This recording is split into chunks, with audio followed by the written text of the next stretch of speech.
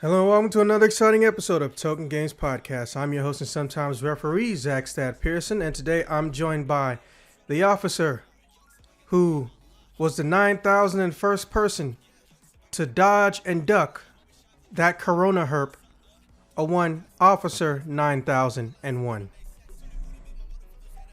Pulling the coronavirus one day and cough at a time.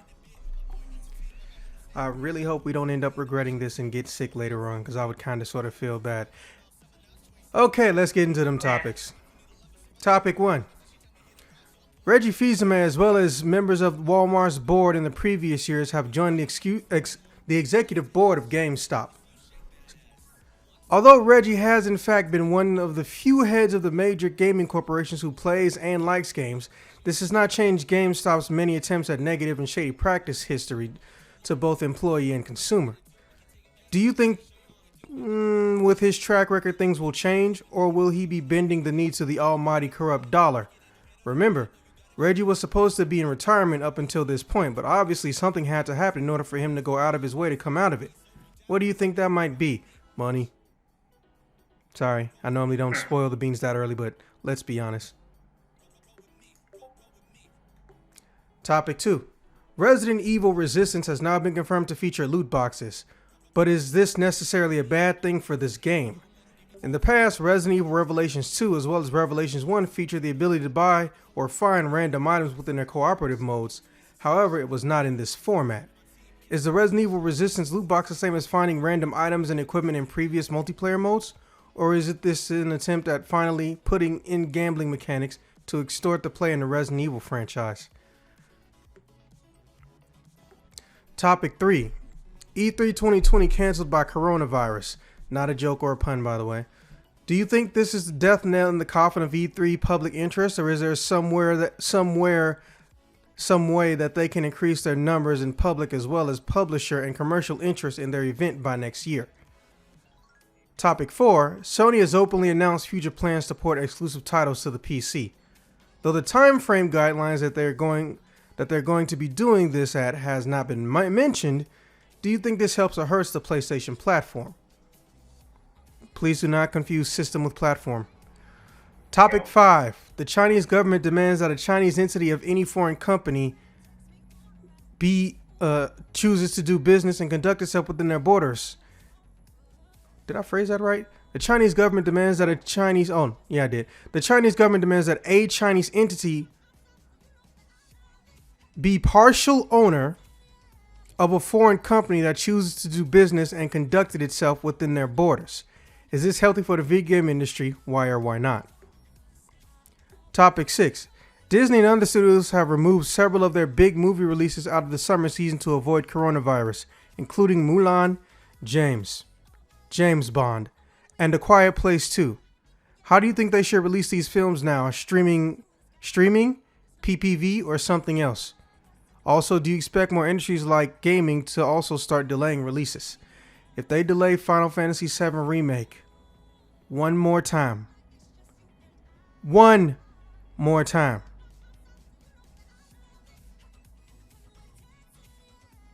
Alright, go ahead and get into those topics whilst I edit topic 5. Alrighty. Well, top 1. Yeah, I'm pretty sure he's, as you said, he's there for the money. But as a guy who, actually plays video games and enjoys them, there's a chance, a small chance, that he'll be able to make things better over there. I mean, this won't be a big chance, but it's something.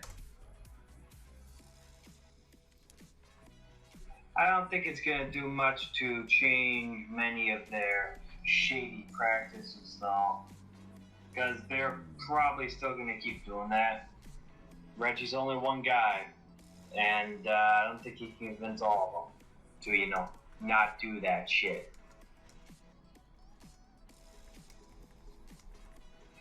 As for topic 2,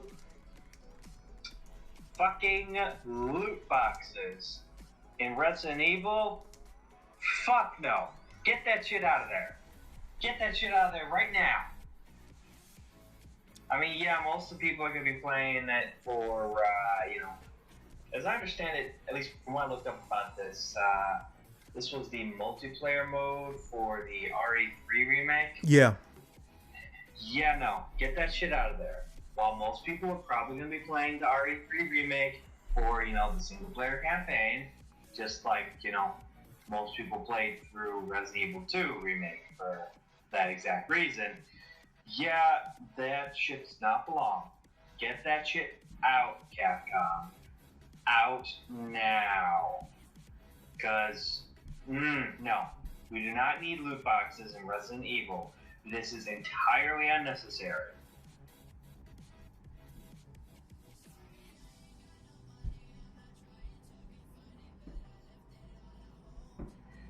Alright.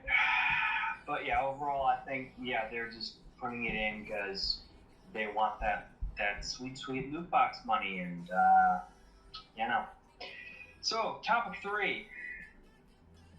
I'm thinking this will be their last chance to,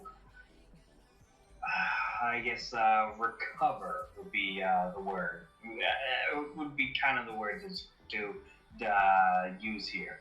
This will be their last chance to, get any semblance of recovery started. If they can't pull it together before next year, they are done. Straight up, they are done. That is the end of E3. RIP E3. Don't know when it started. To 2020. God damn, that was cold-blooded. Hey Google, when did E3 start? May 11th, 1995. 1995. 1995 to 2020. Yeah, this is their last chance. They can't recover. I don't think they're going to. Alright, topic 4. Well, I'm thinking that most of these the titles that they're porting to the PC that are, that would at one point have, or that were previously exclusive to PlayStation, I think porting them to PC, they're still going to have they're probably still going to have the exclusivity period of where you can only get this on PlayStation. So they're probably going to keep that for, I'm imagining, somewhere around 6 months to a year. So as a result, if they do that, I don't think it will hurt their platform too much. Because the first place people can play it will still be the PlayStation. That is the most generous estimate I've heard. But yeah, if they're going to keep it exclusive to PlayStation initially, and then, port it over to PC. Likely, I'm figuring they're going to do it on Steam, but who knows, they might jump over to that, what many people refer to as a prison known as Epic Game Store. Because, games jumping into Epic jail and then getting released later to the public to anyone who doesn't have Epic. Alright, topic 5. Honestly, I'm not surprised China is doing this. I'm not surprised at all, because they want to have more of a say and more of a control in what is made in, around the world, so that, they can have more influence and, use the whole, hey, we've got so much money here in China. If you're not here, you're missing out on all that money, which, obviously companies like Activision will very, very readily bend the knee, as will various companies making movies and the like, various Hollywood movies. They're also going to bend the knee to China, because otherwise, if they don't, movies not released in China, and they miss out on all that money. But with the recent threat of the coronavirus, we may see a change in China's strategy of, trying to get a stranglehold on every bit of the, every bit of money and economy that they can. Because coronavirus made them look rather bad, particularly since, it spread so widely outside of their country, and we have full confirmation that, yeah, it started there. So it's likely that their practice of just trying to get a stranglehold, which, is pretty bad for at least anyone who wants to support freedom of speech. If they want to keep getting their stranglehold all over the place, I think they're going to have to grip just a little less hard in the near future. Or they might just keep doubling down and go full hog and say, fuck it, coronavirus isn't going to end us. It's not going to stop us from doing our best to try and get a stranglehold. So all we can do is wait and see.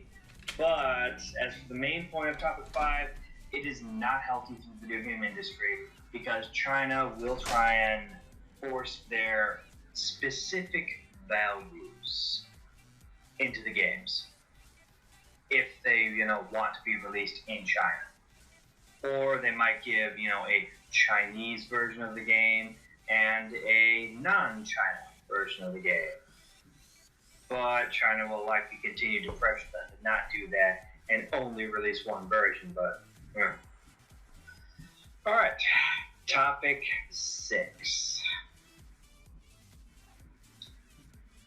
Alrighty, I'm thinking that their plans right now, as of, the announcing, hey, we're delaying the release of these movies, is they're only delaying them temporarily, perhaps till the, maybe mid to late summer, hoping that the coronavirus will be, will have lost all of its steam by then.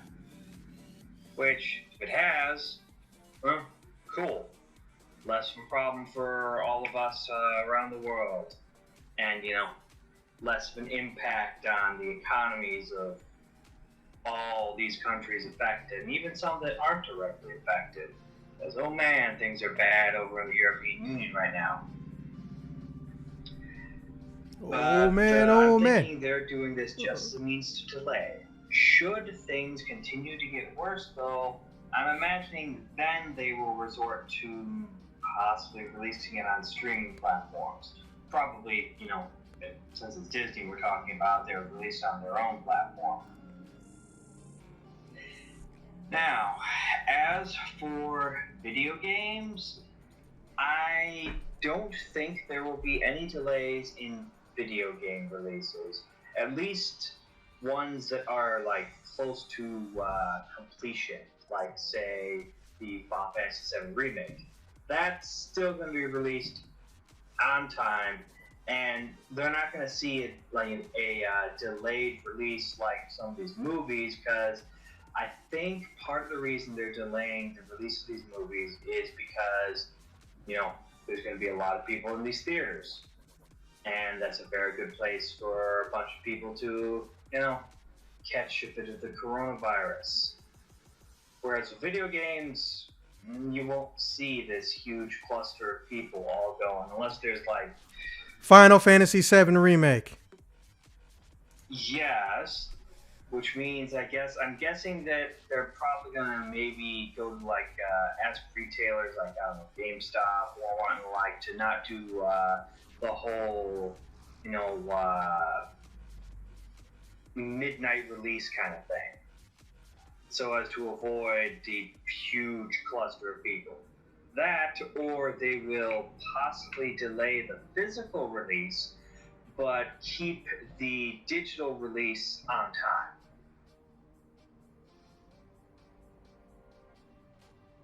At least that's what I'm figuring it's going to be. But, yeah. Looks like that's all the topics.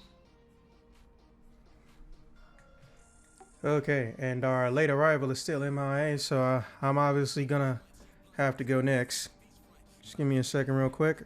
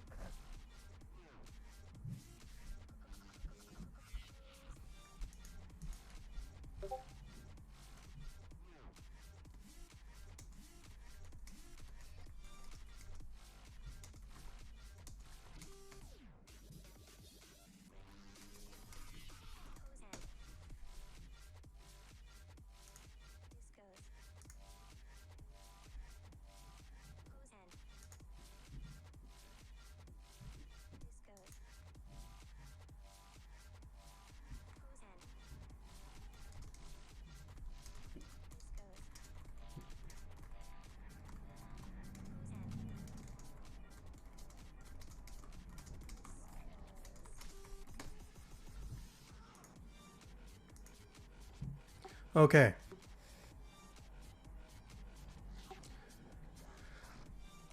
Well, I partially gave away my answer for number one. As far as why these Walmart execs who don't love anything other than their own bank account got involved with trying to fix this mess, it's because GameStop probably offered them an insanely high amount of royalties or shares in the company. So they naturally want this thing to do well, or they took out a loan just to hire their asses. And I'm not saying that like as a joke either. We all know Reggie actually goes out of his way to only try to work for or with companies he actually likes. But the thing is that it's really fucking weird when it's somebody like GameStop. You know? So this can get split two ways. Reggie knows how important they are to the council maker because he used to be the head of a council company. So he knows them failing is bad news because first and foremost, Walmart can't hold all the stock that they would be doing. And even though half of all video game sales supposedly come from a Walmart, that doesn't mean the same for councils. I don't want to end up in a situation with Europe where there's no dominant or there's no strong presence of a dedicated video game selling entity. Game, which, wow, kudos on being able to pull off getting that name trademarked and shit. Game doesn't even have a 30% market share in the sale of video game retail in Europe.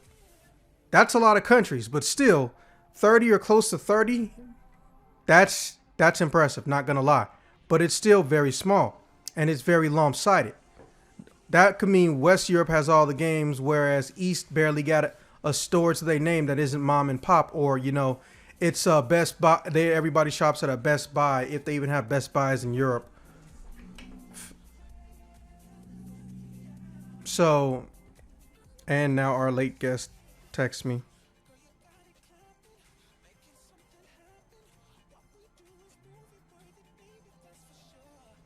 Telling him to hurry.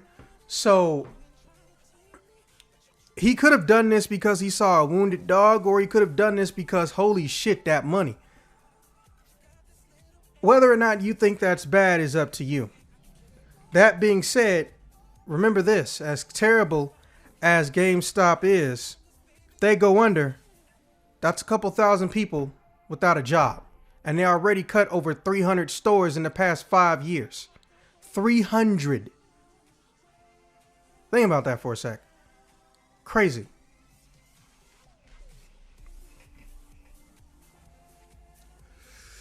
Anyways, as far as the shady practices and whatnot, I think they will end with Reggie.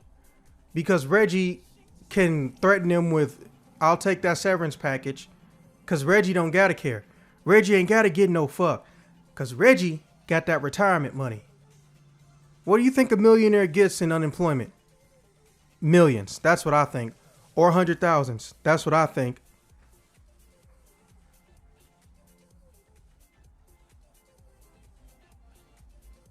Anyways, I think they just offered him a huge stake in the company. And he knew he had to come in and do some work to fix it. Or fucking they legit fucking they legit just thought, hey, look, we'll do whatever you want, man, just save us. Now for topic 2, I'm scared to give my answer because I feel like Capcom may betray me later because, let's be honest, I'm a consumer. Capcom's really good at trying to betray me. Oh, I'm sorry, not trying to. Succeeding in betraying me, but thinking I'm still going to give them my money or buy their DLC, which I find adorable and hilarious. Anyways, I have played Resident Evil Revelations 1 and 2. So their system of in-game unlockables and whatnot for their co-op modes or their bonus modes is not new to me. I even had the 3DS game, which I hope to God they make a fucking sequel for. I want to play a version of that game where I can move and shoot, man. That don't even make a sequel. Upgrade that version for modern systems and maybe add 3 more characters and let me move and shoot. Fuck, that game is fun. And I almost never got to do co-op. I think I still own it. I just can't remember where it is because I hate to say it, but I was notorious for not, putting 3DS games back in their cases. So let's just say I'm not going to go through the amount of 3DS games I've lost.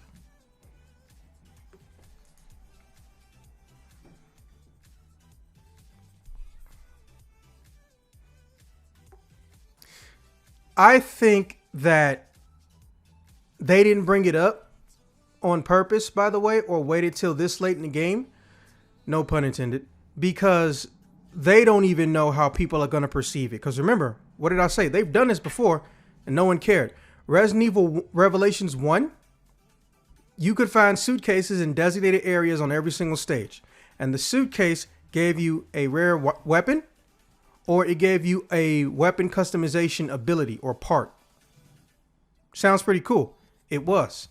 But there was no payment involved. You had to, if you wanted to get this shit, you had to pay for it with in-game currency. And even if you wanted to randomly go to the shop to get some of these items instead of gambling and getting them, what showed up was random. It was usually at your level or a little bit above. And if you ain't had no money for the shit, hey, it's going to be gone next time you show up. You can only get it when you see it. I didn't mind it. But again, wasn't no loot box shit to it. Revelations 2. You could unlock character-specific abilities on the characters you played. And you could also get modifications on how they use certain weapons and items. As well as still being able to get the weapon modifications on the weapons like with Resident Evil Revelations 1. But again, you weren't paying for it. There was the option to microtransaction bullshit and buy a bunch of in-game currency to use it. Obviously. Because, let's be honest, at this point in time, Capcom just thought that they could always get away with shit. But the fact that it even looks like a traditional loot box, they didn't mention it until this late. That leads me to believe they about to do some stupid shit. But to be fair, they might not, because in every other game where they had the option to do this, they didn't do it. They put it in there, but it was tied into in-game currency. And the only thing they changed really Revelation 2 besides the user interface was, hey, you want to get some of this in-game currency? Which That one I feel a little bit less annoyed by, but here's the thing. There was no gambling mechanic involved. So even if you went to buy in-game currency to get something, you knew what you were getting. This could be their last-ditch effort at trying to go and get a profit before all the regulations follow from Europe and end up and go to North America. Or B, they didn't do it, but they're still hiding it because they know how it looks. And they know how that could turn shit around. In fact, I think that's the only reason that they even made this minigame bullshit a separate title, so to speak. It's not a separate title. If it comes with the game, it's built into the game. The game will automatically patch it. You don't have to install it. It's the game's secondary play mode. But they didn't say that because they're scared. Now, mind you, my Capcom predictions have been disturbingly accurate through the years. This one I'm not sure about. It could be either or. It could be a genuine accident, or it could be let's cover our asses in advance. Moving on.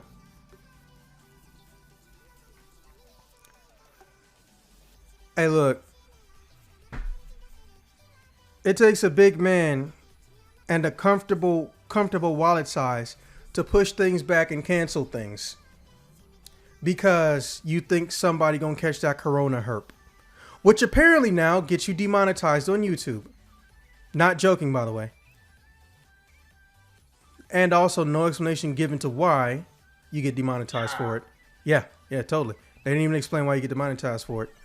Apparently, what, does somebody have a copyright on the word coronavirus now? Fuck. Anyways. I don't think this is a death knell. But I think this is the one true wake-up call in E3. Because one of the most common behind-the-scenes things is that there are people who want this thing to succeed, do well, not be fucked up, blah, blah, blah. Right?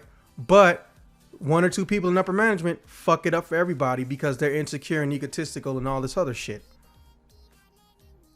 But now that I think that those people understand that, holy fuck, I could lose my job, not just because upper management doesn't fuck with me and I can fuck with all of lower management because I'm middle management, but because they might not be able to sustain funding. Just think about it. The ESA, if they make a whole nother entertainment expo, a whole different one, and they don't call it E3,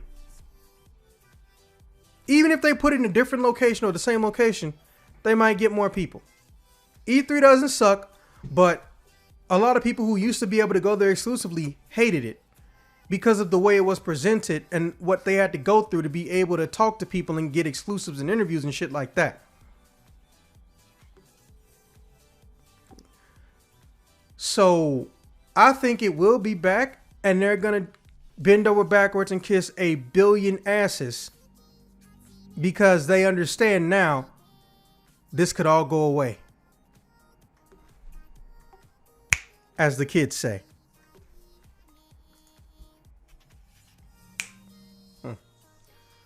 Now, as far as topic 4, I think this does help Sony, but I think it's a delicate balance. They've now invented and found a new path and venue into selling their games. A lot of people think it's the end of the it's the end times. They done fucked up. Oh shit. Now all the fucking people are gonna jack their shit and they're gonna lose profit and blah blah blah. Look, here's the thing. You're gonna lose profit from putting the game on a computer if it's good. But here's how you mitigate that. You don't release it at the same time as the console. Case in point. Bayonetta 1 came out in 2005, I think. Even though it finished well before Devil May Cry 4. It came out in like 2005. Right? But they didn't release it on console till 2010 or PC until 2010 or 2011. Why do you think that was? So they can make sure that they mitigated profit loss. Horizon Zero Dawn, actually make sure. Hey Google, when did Horizon Zero Dawn come out? Horizon Zero Dawn S official release date is February 28, 2017. So this game came out 3 years ago. That means that all principal sales and digital sales for this game have happened. Unless we get to the point where a sequel comes out, which is usually the only true boost to a game's sell after the initial 8 months. Again, if it's super popular, it can go longer than that. And after that, or during that 8 months, really, they don't focus on anything other than a DLC sale at that point.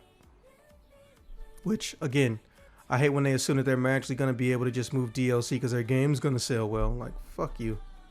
Arrogance. The arrogance of that irks me, but that's another story. So I think that as long as they have giant gaps like Platinum Games did in between, they're fine. That Spider-Man game, if it goes to the PC, people are going to lose their mind. But if it goes to the PC in, we'll say 2025, Sony has successfully mitigated the losses. And who knows, Spider-Man 2 may be out by then. And then you'll still hear the PC master race fucked up, dumbass prejudice statement slinging people saying that, ha ha ha, we get everybody shit. Ha ha ha, we're the best. You get everybody shit well after they done got it. And when a sequel is probably already on the way or already released. You're just a different platform. And really, you're more of a blank slate. You have no true identity. So enjoy your table scraps. I'd like to phrase that in a nicer way, but I'm really getting tired of people magically saying you play consoles, PC Master Race. Who's your slave in that situation exactly again, motherfucker? But I've already expressed that anger many, many years. But I think as long as they do it, to summarize, where they release them years after, and they don't even tell people when they're coming, they have to sneak and find out with leaked data. They're going to be fine. They're just making sure Microsoft can't maintain any form of true advantage. And so far, they've been succeeding. Good old topic 5, aka Chinese government and Chinese government scary bullshit. No, it's not healthy for the video game industry. Because it shows us that however much BS may get said by China about communism being superior than capitalism and all of this other crap, here they are taking money from it and also trying to manipulate and control it. Actually, it seems kind of hypocritic. North America, you can make a movie right now about the government being corrupt, people within the government being corrupt, or the government's dealing and handling of a situation in another country is being corrupt. And you can put some of the most high-profile celebrities and talent on it. Think about that. Really stop and think about that.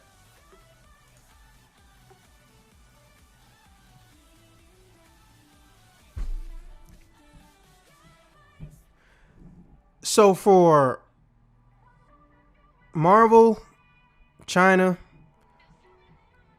any other company from Nintendo or whatever to bend the knee, so to speak, for the almighty dollar because they see a new venue, not knowing if they'll actually get most of that money, but just wanting to expand their financial horizons.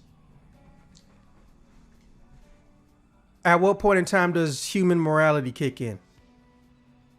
Obviously, entertainment products, they can give a message on morality. They can give a message on political corruption, scandal, intrigue, all that shit. Obviously, not every game is going to do it. In fact, most games don't actually deal with political anything, or they make up their own political situation. So, the fact that a level of freedom and control of the designer of a game is automatically stifled out because a government who may not even actually be involved in the production of something can do it is a little bit annoying. Even when they sign contracts saying, hey, we're not going to put in any form of control over your company, The fact that you still have to own a piece of it, that makes that damn piece of paper or contract practically useless, in my opinion. It really does. Because think about that. If I go into your house right now and I say, I'm going to eat all of your food and I'm going to change the land ownership name title into my name in the deed, but I tell you I'm never going to kick you out. Would you be comfortable with that? Would you trust that shit? Man, I can't say what I would do because it might come off, I don't know, just it might be easily misinterpreted. But look, if you have to do things behind closed doors just to be able to make some profit, that should let you know automatically there's an issue there. And it's beyond industry. It's a moral issue and an industrial issue. Profit over people never did the world any good. All right, topic 6.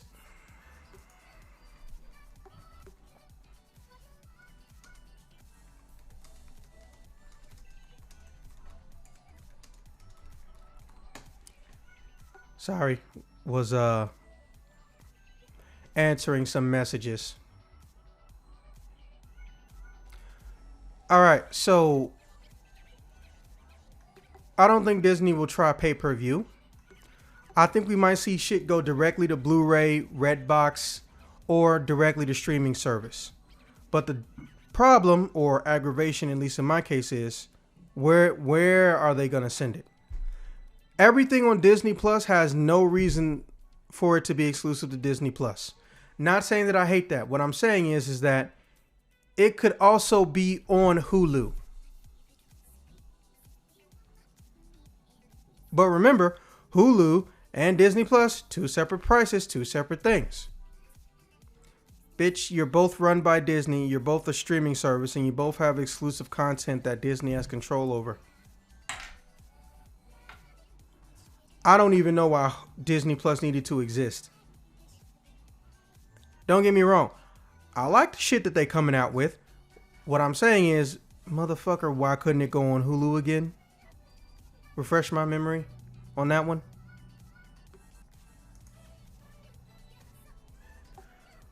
And that's where I'm going to get aggravated. I like the idea of a company that has a streaming service for their entertainment and media, putting it in one location. But Zax, they bundled it up. So?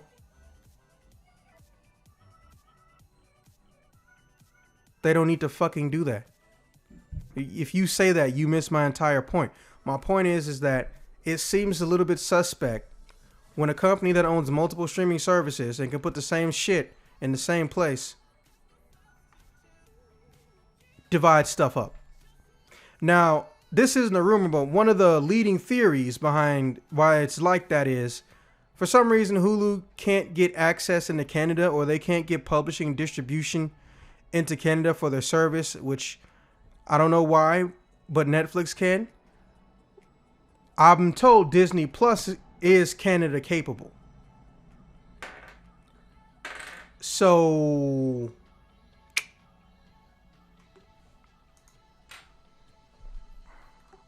I don't know how to feel about that one.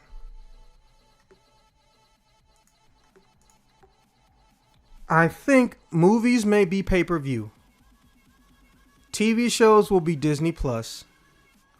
Well, they are actively avoiding Netflix like it's got herpes. And they may reluctantly put things on Amazon Prime. And here's why I say reluctantly. You can put anything on Amazon Prime. Amazon Prime isn't so much a streaming service, so much as a purchase service, but it also includes partial streaming.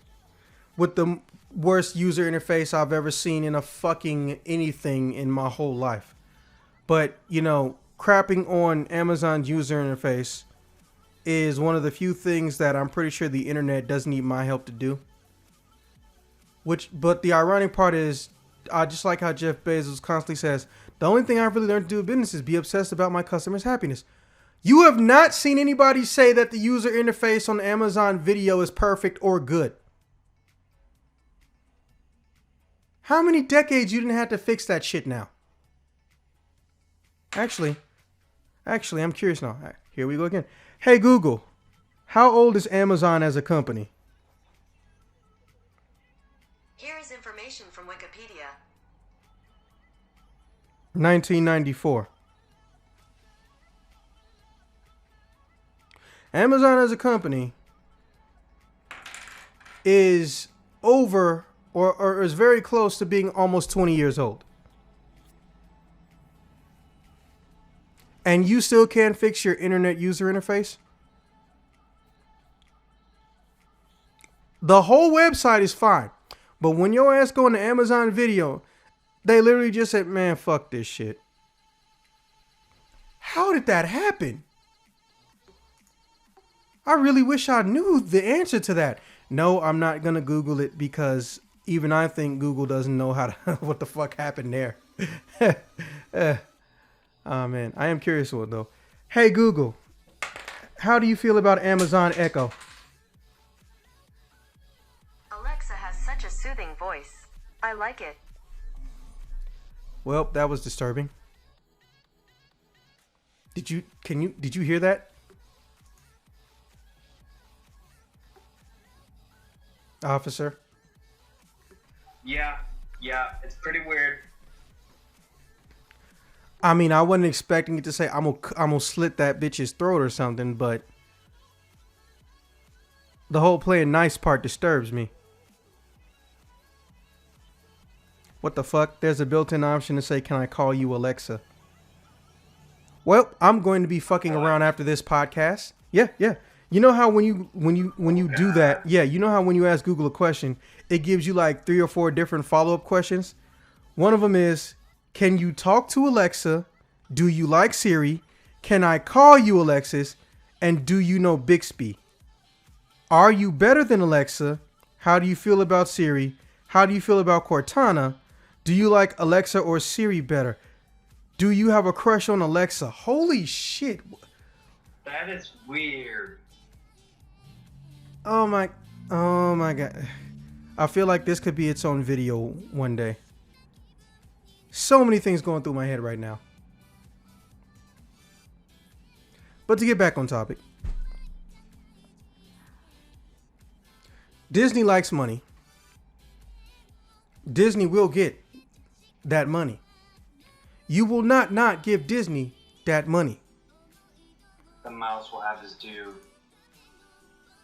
The mouse will have its cheese. And it will eat it too.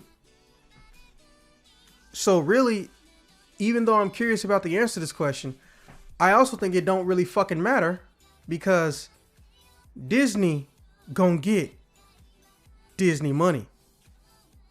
And if you don't give Disney their money, they gonna get that ass. Man, that sounded like some mobster shit, I swear. Yeah.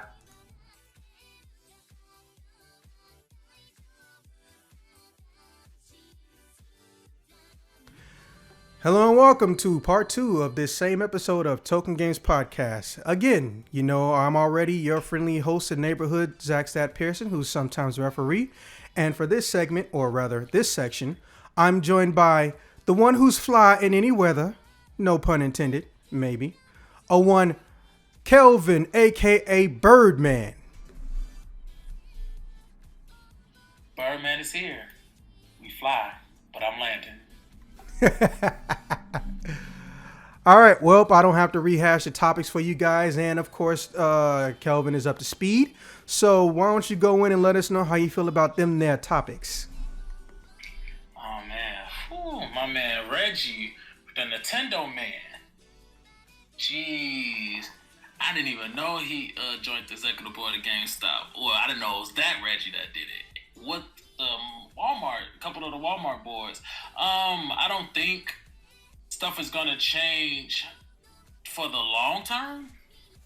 I think what's going to happen is that since it's him, a lot of people are fans of him from being like Nintendo related. They're gonna jump board and be like, oh man, they're gonna flock and support him whichever way fit. But dealing with the stuff with GameStop, I don't think that the stuff is gonna be in any better long term. They might have to do a whole lot of rebuilding with as far as like making GameStop be the top of the the gaming food chain again. As I had many horrible experiences with GameStop, it's just as more than as well as dealing having friends that have dealt with their shitty ways of business. Um, and it kind of makes me upset to see that a couple of Walmart board members have joined the executive board of GameStop.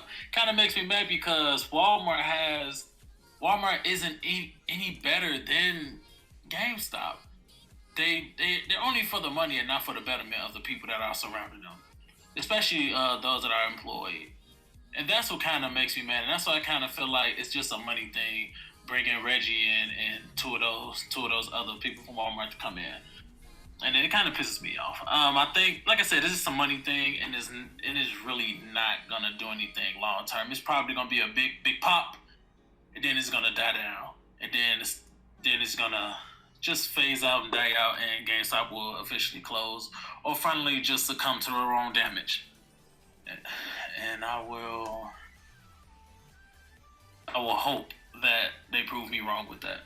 Please prove me wrong. But right now, I kind of don't care and just die already. Topic 2. Resident Evil with the loot boxes. Why are they throwing in more randomized shit in games? I'm so over this whole loot box thing. I've been doing this a lot, and we're doing this a lot with all these games. Like what's this? What game is it? Like Apex. Apex Legends. What are you trying to describe? Apex, Overwatch. Oh, Overwatch. Yeah. I like how everyone gets them mixed up, which is hilarious, because you could tell everything about Apex Legends is based off of everything pretty much in Overwatch. Mm-hmm. Yeah, because this is like, I think just throwing in to feature loot boxes in any Resident Evil game is, at that point for me, it's a pay to win type of situation. I don't have to. I hate having to deal with that. If you guys want to bring in if you guys want to make more money, put in like just find better ways to bring in the money and not always having to go with loot boxes. Like I'm so sick of that shit. It pisses me off when I hear stuff like that. It's like, damn, I was interested in buying Resident Evil and Resident Evil and stuff, and he's like, hey, loot boxes. Oh, well, I'm good. I'm fine. I don't need no racks coming in, and I'm just gonna leave that at that. Topic 3, the infamous E3. Jesus Christ. With E3 being canceled, as I already knew it was gonna cancel, I was hoping they didn't. But this whole thing with E3 canceling for this year, I think it's a pretty big foot in the right direction, because you had people already backing out and canceling their appearance at E3, and other companies stepping down and stepping out and not wanting to take part of it. I feel like this is a good step in the right direction. Now you have a lot more time to better yourselves and also better your location. But I do hate that that the coronavirus is keeping everybody from enjoying themselves. Enjoy themselves. But at the same time, it's like, if you haven't been wiping your ass and washing your hands before, why the fuck are you starting to do this now? Now that this virus is out, and it's just like, I'm only pissed off that the fear behind it is why these stuffs are being canceled, and people are all of a sudden want to start taking a closer look at who take care of themselves and all that stuff. But at the end of the day, I don't think it's a nail in the coffin for E3, but I feel like this is a step in the right direction as far as them moving forward and what things they can change and what things they can add, because now they, like I said, they canceled this year, and now they have room until next year to fix everything that they need to fix in order to bring those big top names back or bring in more and better things moving forward. topic 4. My boy. So Sony has announced plans to port exclusive titles to the PC. Exporting or porting exclusive titles to the PC? Have they? I don't remember the last good exclusive that they had besides The Last of Us. And that was the last. I mean, they had other games that came out recently, but it was just like it didn't stick. It didn't keep me playing.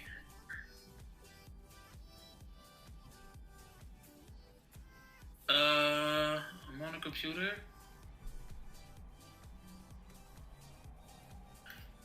But yeah, dealing with that. I'm PC doing Sony doing other stuff. I guess they're at a point now. Yes. I think with that, man, if they doing port exclusives to the PC, I think it's a good step for them because now they're trying to step away from all of that.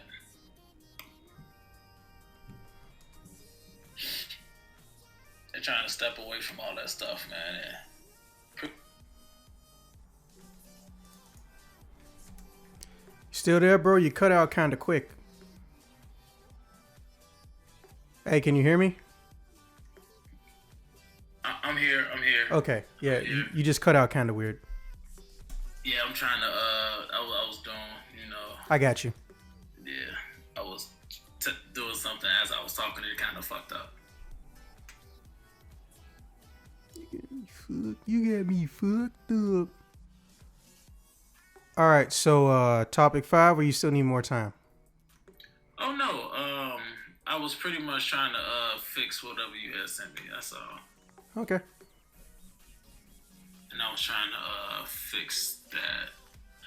I don't know, but like I said, man, with the whole Sony thing. Oh, we appear to be having slight technical issues. Birdman will be right back after these messages.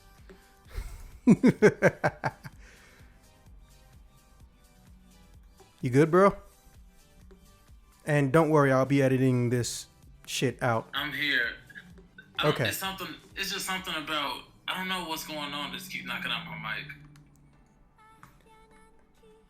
mic. Might be a loose socket, or if it's Bluetooth, might be random interference. It does happen. Are you here? Yeah, I'm here. Random interference can happen, or you might have a loose socket. Just remember, hold down the button when you're talking. Just go ahead and knock out topic 5 and 6 if you can. All right, topic 5. The Chinese something. That thing with the thing dealing with China, I have no knowledge on what they're trying to accomplish as far as this is concerned. But by from the looks of it, I think they're trying to take those precautions, but I feel like they can continue business as normal, but still take those heavy precautions that might further put them in bullshit. And that's probably all that I have on that. Would you like a bit of an explanation or a history on it? Of course, I would love that.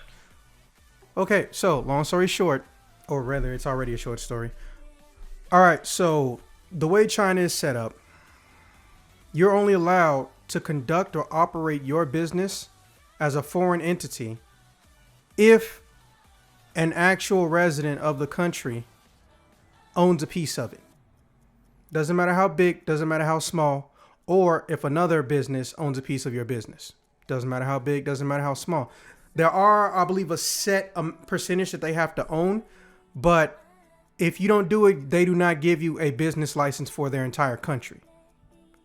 So imagine you go to your neighbor's house and you could sell them an orange for $1, but you move to China and you want to have your orange selling business in China, you got to ask somebody or a company, hey, can you please take 20% of my company or whatnot, and sometimes buy it too, and just operate so I can operate.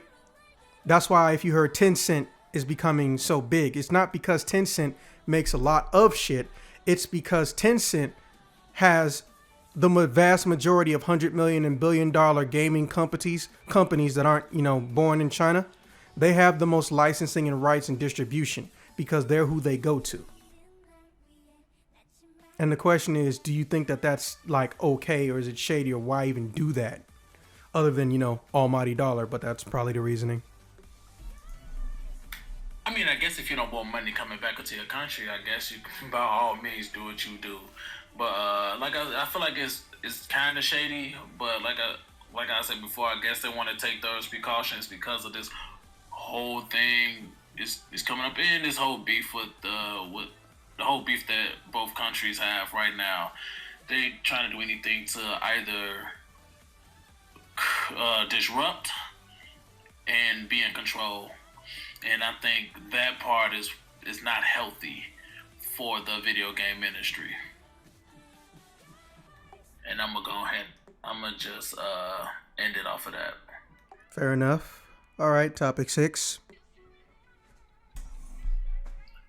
Disney. Them moving their movies, man. Moving them to a later date. I think, like I said, with the E3 thing, it gives them more time to prep for their big releases, and it kind of makes it better for people that like to binge stuff. So all this stuff coming out, if you're gonna drop this stuff, drop it at a real great, decent date, and just watch the money rack in. If you just like, look, we're gonna skip the movie theaters and do pay-per-view and put it on Disney Plus or all that good stuff, don't do it. Get y'all money how y'all see fit. I mean, I personally won't watch the shit, but just do y'all thing. I'm pretty sure, like, sickness and stop y'all from doing all this shit before, and y'all should have been taking these precautions before, but don't wait till now to start fucking up stuff. But if y'all gonna push it back, do y'all thing, but don't completely just drop the whole idea and just put them on the internet for people to watch it. Because, like I said, people gonna find a way to get the stuff anyway. So just drop them at the movies at a later date and watch the money rake in. And like if anybody else, like anything in gaming, if they want to push, delay games, like I know Persona Scramble got it got pushed back. Some games got pushed back. Final Fantasy got pushed back. And that will be dropping soon. The Last of Us 2 got pushed back. For the gaming industry, like, definitely, if you're gonna push it back, hopefully you can further improve your game so that the way these people will buy your stuff and it's a great quality. Because remember, if you just dropping shit just to drop it, like Madden and 2K, it's like, it's gonna be boring, and it doesn't help in the experience of the viewer and or the person that is playing. and yeah, man, that's pretty much my take on that whole thing with Disney moving stuff backwards. And if they had them, let them watch the money pile up. Thank you. It's been a hard couple of days without the movie theater, but I'm trying my best. I've been grounded in my room trying to rewatch movies, trying to replay a lot of video games. My county is pretty much entirely quarantined right now after today, so we're all like stuck inside for a couple of weeks. I'm hopefully using all that time to catch up on games and catch up on movies. Okay, for topic 1 here, I'm not sure what the future of GameStop really is at this point. They've been on the downward spiral for so long that I don't know any new leadership is going to be enough to save them. I think the only thing they can really do is somehow partnership with Google Stadia, or partnership with some kind of streaming platform to be frontliners of that movement, because I think the physical game market is dying already, and GameStop is dying already, and I don't know, I don't have much hope for the future of physical media, especially after the coronavirus is going to be keeping everybody inside, and I think it's going to really up the purchases of digital games versus physical games, and I think people are going to be slowly and surely turning away from physical media.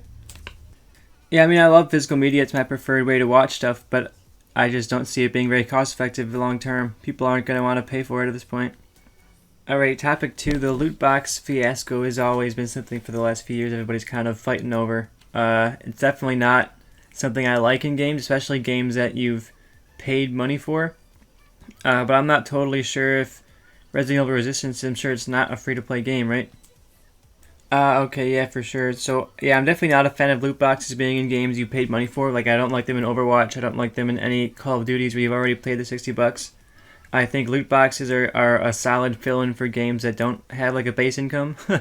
But I think it's a big risk to put it into a game that people already paid full price for. Yeah, I think it's definitely dangerous, too, when it starts appealing to younger people, too. Like, I know Fortnite and stuff has problems with it sometimes with kids who are playing it. And that's definitely danger with this. Yeah, especially when it's like a pay to win or pay to get further along, and it's like, oh, I could just pay the $10 to skip these 10 levels or whatever, and that's definitely like a slippery slope right there. To wait this long until everyone's like distracted by other stuff too, and then be like, oh, by the way, like there are loot boxes too. Yeah, I've been pretty checked out of Resident Evil for a couple of games now, so I'm not missing much. Okay, topic 3. The coronavirus continues to ravage people. E3, I don't know. I love E3. It's like my favorite time of the year. I look forward to it like all year long. I get excited for it months and months ahead of time, and I'll be sitting there with my friends trying to predict who's going to show off what and everything. It's kind of like a Christmas for me as a gamer, so I'm definitely sad to see it not happening this year and maybe not happening again. I'm going to miss it regardless of what happens, but like I said about GameStop, I think E3 has kind of been slowly losing its edge. People are less and less going. Sony had already backed out before this was even a big problem.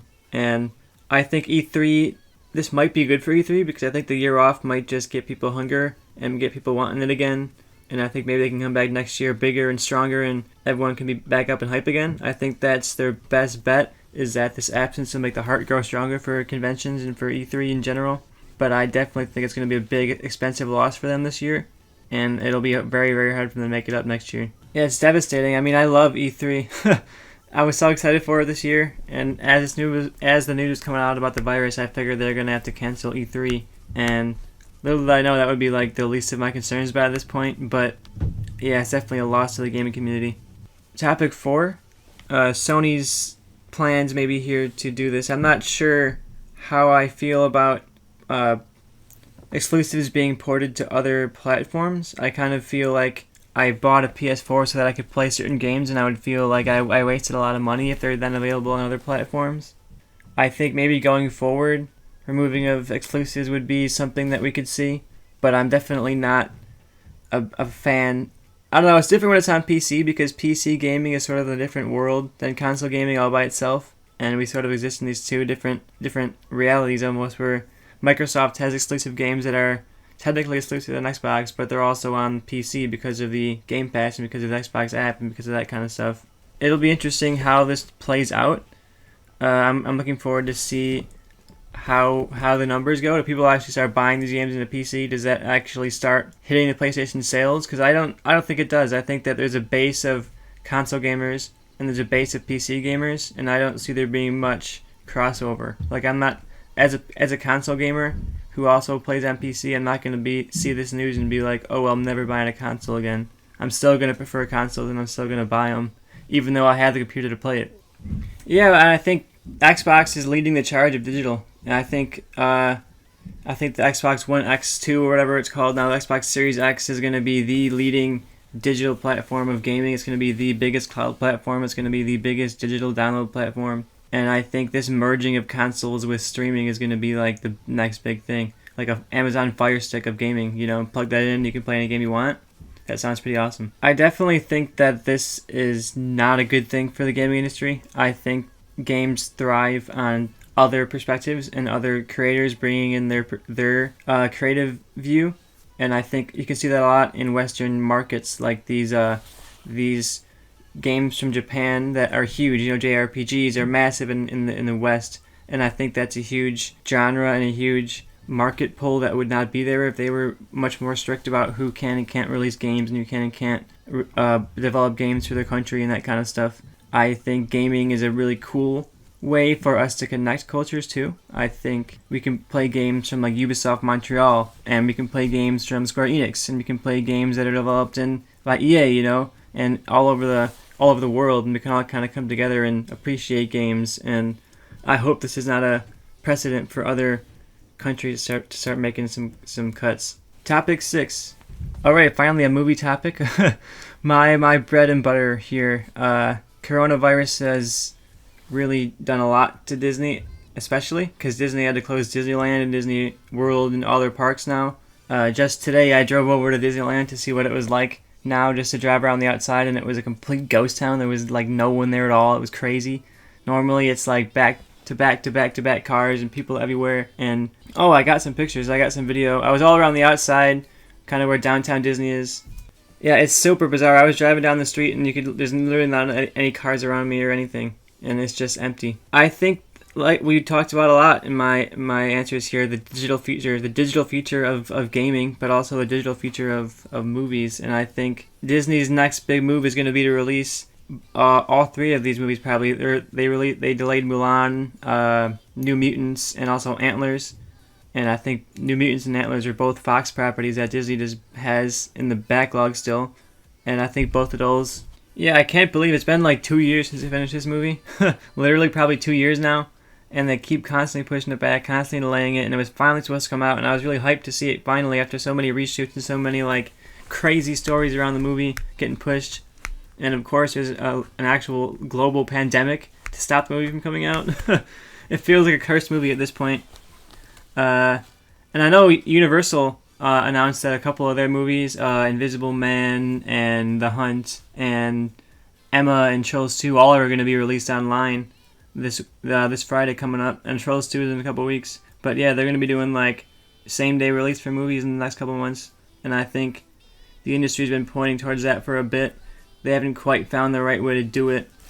And I think this virus is going to force them to find the right way to do it. And I think it's going to be fascinating to see what happens with these movies.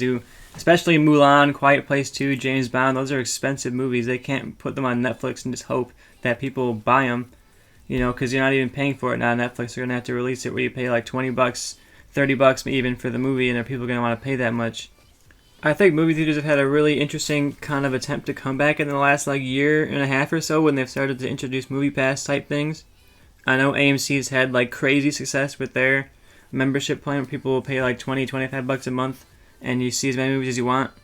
I'm not sure how this is going to affect the gaming industry, because gaming is unique in that it doesn't have to release in public places, and it doesn't even really have to be made in public places. Like games can be developed from home, and games can be released from home, and they can be played from home and consumed from home and bought from home. I think this coronavirus shutdown to the movie industry is going to be an opening for gaming to really like launch big and become like the big thing that movies were at this point. And I think these next couple of months where movies are trying to like have a comeback and figure out what they're going to be now and just get people comfortable coming out to the theater again, that's the time that these game developers have to be like, oh, here's, you know, Final Fantasy VII, and here's Cyberpunk 2077, and here's all of our big name games, Last of Us 2. And I think it's going to be a chance for gaming to take over the entertainment industry right now. I'm really kind of excited to see what they do now. I have heard that outside is very nice. I hope that I can go there one day. Just keep safe, wash your hands, everybody. Don't end the world. I want games to keep coming out, so please stay home and wash your hands and don't be an asshole.